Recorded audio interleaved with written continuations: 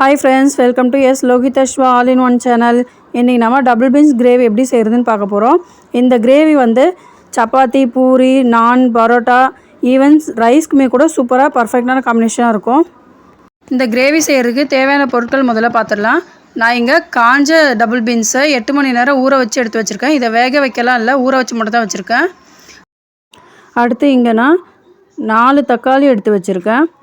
அடுத்து ஒரு கைப்பிடி அளவு பூண்டு, ஒரு கைப்பிடி இஞ்சி, 2 வெங்காயம், அப்புறம் கொஞ்சம் தேங்காய் துண்டுகள் எடுத்து வச்சுருக்கேன்.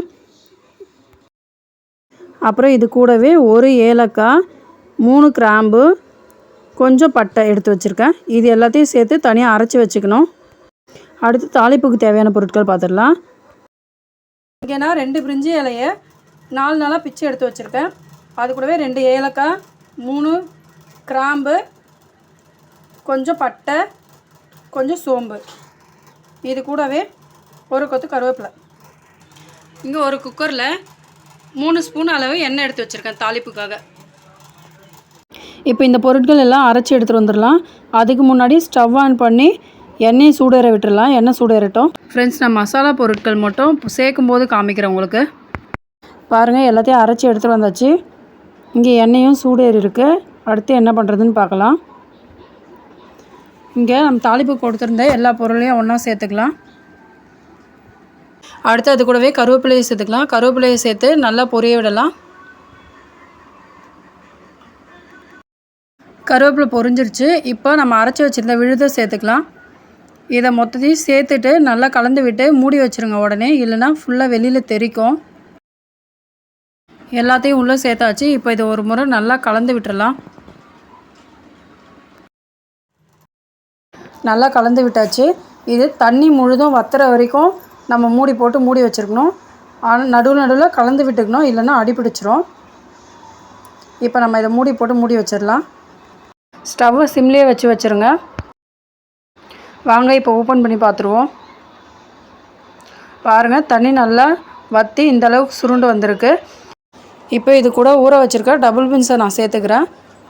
மொத்தத்தையும் சேர்த்தாச்சு. அடுத்து இதுக்கு தேவையான அளவு உப்பு சேர்த்துக்கலாம். அப்புறம் இது கூடவே 2.5 ஸ்பூன் மிளகாத்தூள் சேர்த்துக்கிறேன்.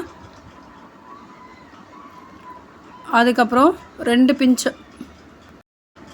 அதாவது ஒரு 1/4 ஸ்பூன் அளவு மஞ்சள் தூள் சேர்த்துக்கிறேன். இப்போ இது கூடவே 1/2 ஸ்பூன் கரம் மசாலா தூள் சேர்த்துக்கிறேன். நான் சேர்த்த மசாலா எல்லாமே இந்த ஸ்பூன் அளவில் தாங்க சேர்த்துருக்கேன். இப்போ இதை நல்லா கலந்து விட்டுறலாம்.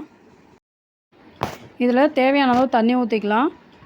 இதை கலந்து விடுறதுக்கு முன்னாடியும் தண்ணி ஊற்றி கலந்து விட்டுக்கலாம், ஒன்றும் தப்பு இல்லை. நான் 2 கிளாஸ் அளவு தண்ணி ஊற்றிருக்கேன்.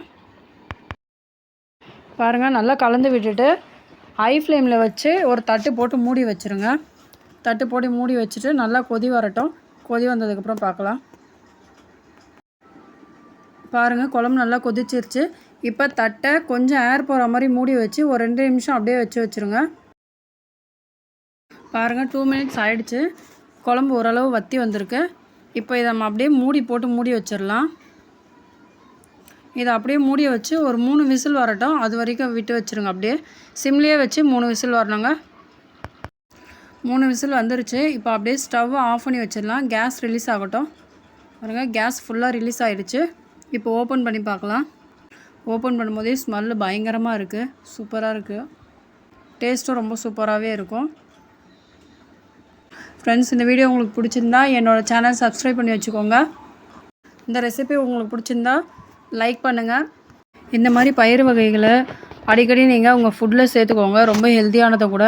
இந்த பயிறு மட்டும் இல்லாமல் பச்சை பயிறு, மூக்கொல்லை, மொச்சக்கட்டை, இந்த மாதிரி எல்லா பயிறு வகைகளும் அடிக்கடி உங்கள் ஃபுட்டில் சேர்த்துக்கோங்க. ரொம்ப ஹெல்த்தியானது. இப்போ இதில் ஃபைனல் டச்சாக நான் 2 ஸ்பூன் நெய் விட்டுக்கிறேன். இப்படி கடைசியாக நெய் சேர்க்கும் போது குழம்பு நல்லா சுவையாக இருக்கும். நெய் சேர்த்துட்டு நல்லா கலந்து விட்டுருங்க. அந்த குழம்புல இருக்கிற சூட்லேயே நல்லா நெய் உருகிரும். இதை நல்லா கலந்து விட்டுறலாம். இப்போ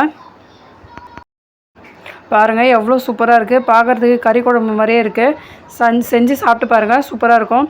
ட்ரை பண்ணி பார்த்துட்டு எப்படி இருந்ததுன்னு கமெண்ட் பண்ணுங்கள்.